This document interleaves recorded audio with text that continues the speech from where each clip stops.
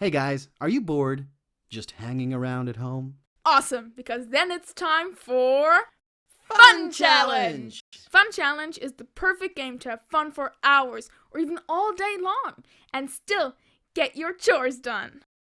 You can easily build Fun Challenge yourself. Modify it the way you like and have a unique and fun time while playing it. Therefore, our explanation of the game is only to be understood as a basic version. So, what do you need to build it? Well, something that can be used to build a game board, challenge cards, and game pieces. If you are missing one of these things, just watch the whole video and get creative yourself. If you're not into doing crafts at all, you can simply download the template for the basic version. You can find the link in the description below. Let's start with the board. For this, we need a piece of paper. The size doesn't matter so much, but it should not be too small. Now fold it 5 times in the middle. Once we unfold the sheet again, it should have 32 fields. Now, draw subdivisions on the board. Then write start on the first square and finish on the last one. We also mark the direction in which the game pieces have to move on the board, in case you should get confused in the heat of the game. Now, the game board is almost done. The only thing left to do is to color the fields, like on our game board. If you don't have coloring pens, you can use symbols instead. You did everything correct if at the end, each color appears 10 times, and if no more than 2 consecutive squares have the same colors. Yay! The board is ready. Well done! We figured out that 32 fields is a good length for the first game. Of course, you can also use only half of the board, which you should do if you start, say, in the afternoon. Or place 2 boards next to each other and play twice as long. Now the challenge cards are next. In the basic version, there are 3 decks of challenge cards. Action, fun, and to do. Each deck corresponds to one of the colors you painted on the board. To make the cards, you just cut pieces of paper with enough space on them for some text, and then label them with the challenges. You can invent the challenges yourself or simply use our examples. Most challenge cards are composed of a task, which matches the category, if the task is for a single person or a group, and of course, a score. For us, action challenges mostly have something to do with sports. On the to-do challenge cards, we simply write whatever needs to be done that day.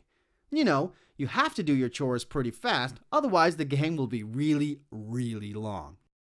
And of course, the fun challenges should be really fun. I want to do it! I want to do it! I want to have some fun! The more you personalize the game, the more fun you're going to have. If you want to use our examples, you should at least sort out the unsuitable challenges before starting the game, or replace them with your own. By the way, if you want to read up on some more ideas and suggestions, there is also a link for a written manual in the description below the video. Here are some more tips on creating challenge cards. As a guideline for the scores, we generally recommend 1 point for easy challenges, or challenges lasting no more than 10 minutes, 2 points for medium or 11 to 30-minute challenges, and 3 points for difficult or particularly long challenges. However, you might want to award more points for certain challenges. This might be the case if a task is very unpopular. For example, taking out the garbage usually only takes a few minutes, so this would be 1 point. However, since it's not so popular, it could amount to 2 points. Likewise, a long but fun task might amount to less points. This can bring a certain balance to the game.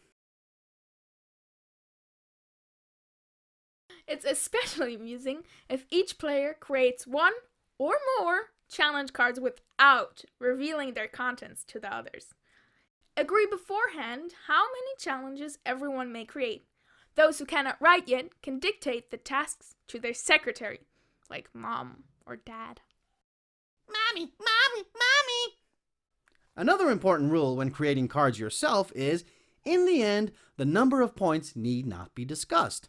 After all, the creator might pick up their own card, right? The amazing challenge cards will now be shuffled according to their category and placed next to the playing field. Now we're ready to play. The oldest player goes first. If nobody wants to admit being the oldest, decide by playing rock, paper, scissors, or draw whoever starts. As long as your game piece remains on start, you can choose a category.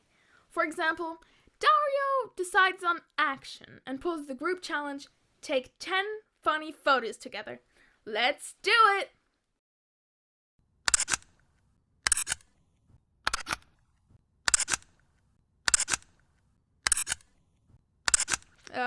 Yeah, well, we may have gone a little overboard. Since it was a group challenge, we both get the point indicated on the card.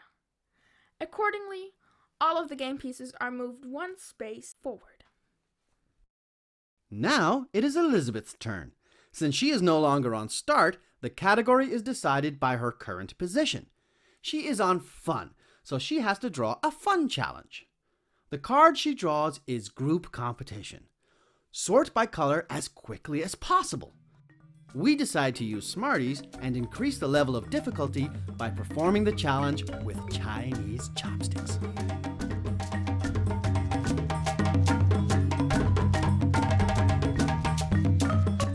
Elizabeth wins and therefore receives the points indicated on the card. Of course, the goal of the game is to be the first to reach the finishing line. The goal can also be achieved with a group challenge, so a tie is possible. But what happens if someone doesn't want to step up to a challenge?